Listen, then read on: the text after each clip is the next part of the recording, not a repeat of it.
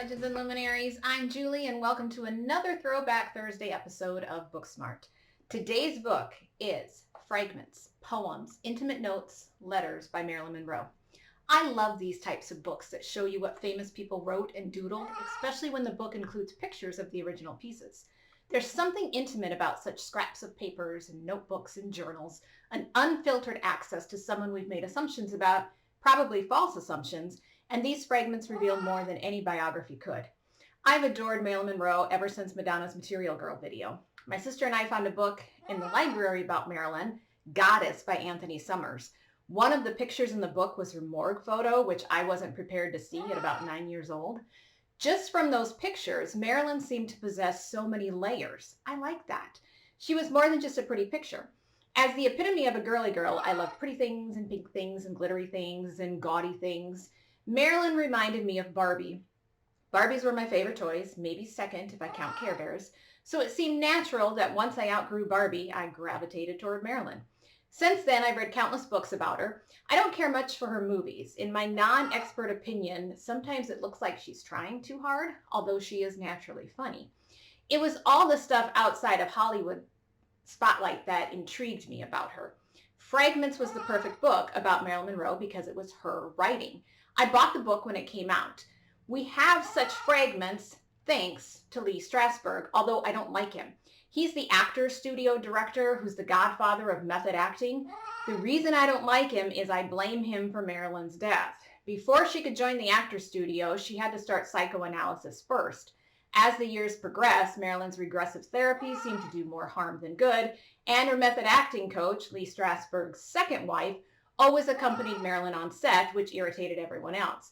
Between method acting and her therapist, well, those were just more ingredients in the recipe of disaster that last year of her life, which I'll save for some other time. We have fragments because all of Marilyn's personal stuff, at least those that the FBI did not take once Marilyn was reported dead, all went to Lee. After his death, the Strasbergs collected the material and voila, the book is formed. Let me start by reading you one of Marilyn's poems. She writes, "Only parts of us will ever touch parts of others. One's own truth is just that, really, one's own truth. We can only share the part that is within another's knowing acceptable, so one is for most part alone. As it is meant to be evidently in nature, at best, perhaps it could make our understanding seek another's loneliness out." I just love such a poem. A writer she shared her work with commented something like she lacked control in her poetry, but poetry is poetry. I'm not interested in assessing this poem for its poem worthiness, but rather what she is stating in it. This is as authentic as it can get. She wasn't writing to the larger world, but for a very intimate one. There's no pretense operating here. Marilyn reminds me of Emily Dickinson. Here's an example of her doodling at a hotel, and it's on hotel stationery. And it looks like this.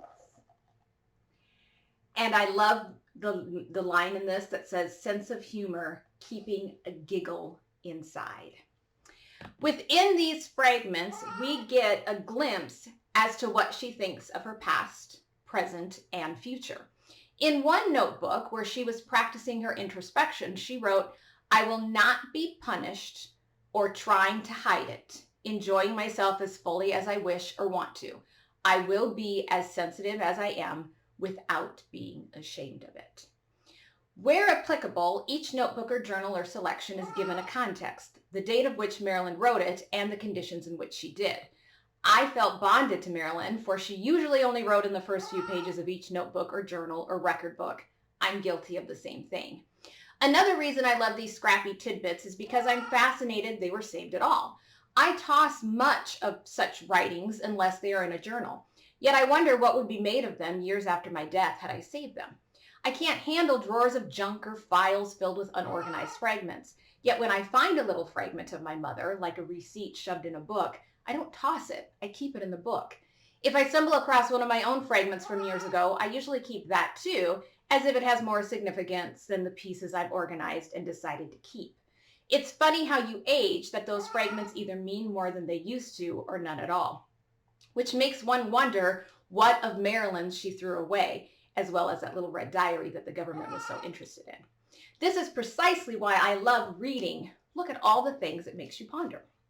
Marilyn's fragments showcase her fear of feeling stupid.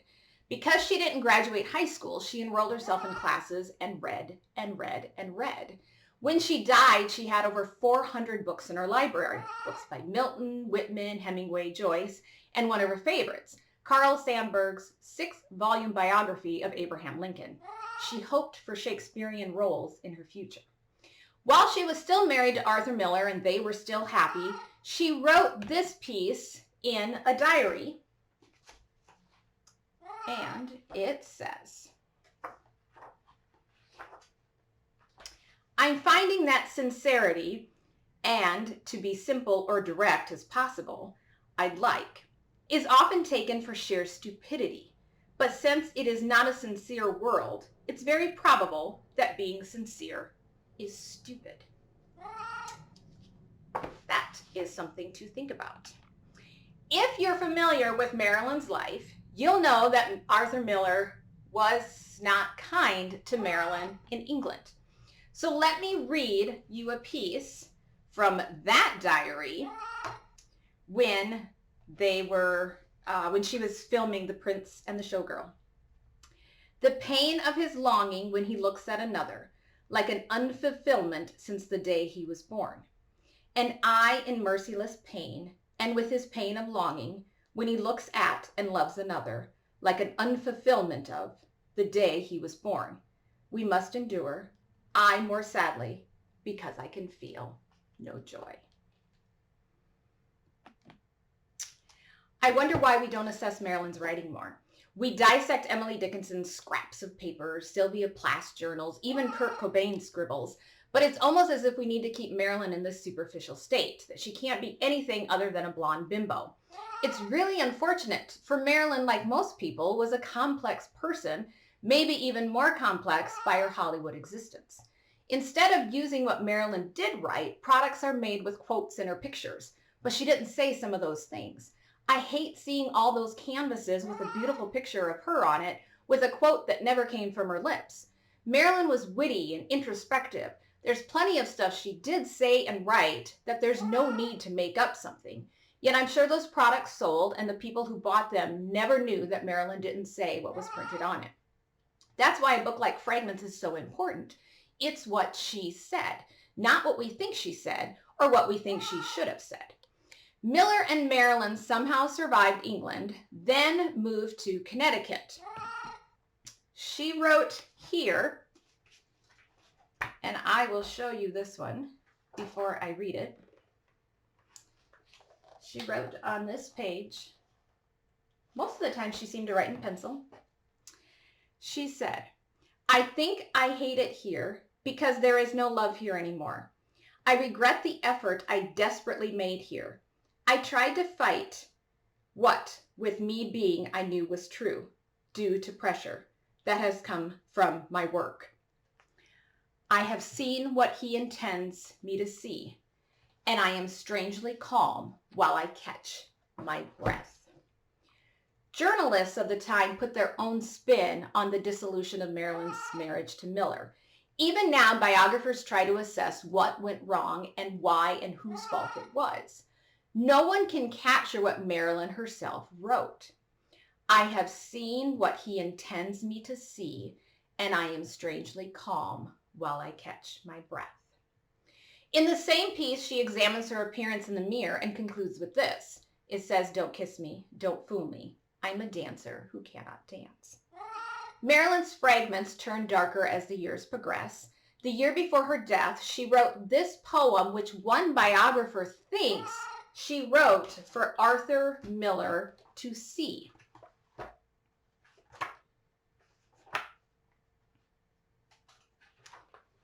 And it looks like this. And it says, "After 1 year of analysis, help, help, help. I feel life coming closer when I all want is to die. Scream, you began and ended in air, but where was the middle?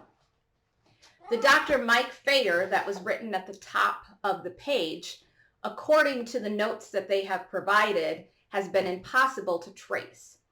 I think the key here is after 1 year of analysis, shouldn't she be getting better in therapy? Despite what society has wanted to believe about Marilyn, that she was scattered and stupid and flighty, she was much more organized, jotting down to-do lists, goals, recipes, just like we all do. Here's what one address book contained with all of these little notes.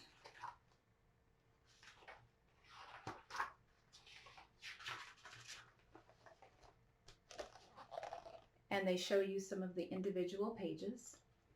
And her ultimate goal that she wrote on this particular set of pages was to try to enjoy myself when I can. I'll be miserable enough as it is. She also wrote down words she didn't know the meanings of. One was Vonderjar. One of the most fascinating pieces is a 6-page typed letter to her therapist, Dr. Greenson, the one who the maid called when Marilyn died, about her stay at the mental hospital that was against her will, the one Joe DiMaggio helped in her release. No matter how many biographers write about her stay, they have never captured what Marilyn's own words do about such a traumatic time in her life. If you are a Marilyn fan or are curious about her mental state of mind, you have to read Fragments. It will reveal more in such a few pages than a 500-page biography could ever hope to accomplish. Let me leave you with this from Marilyn. And I want to show you the page because it's brief. And there was something that she felt purposeful about writing it. It says, for life.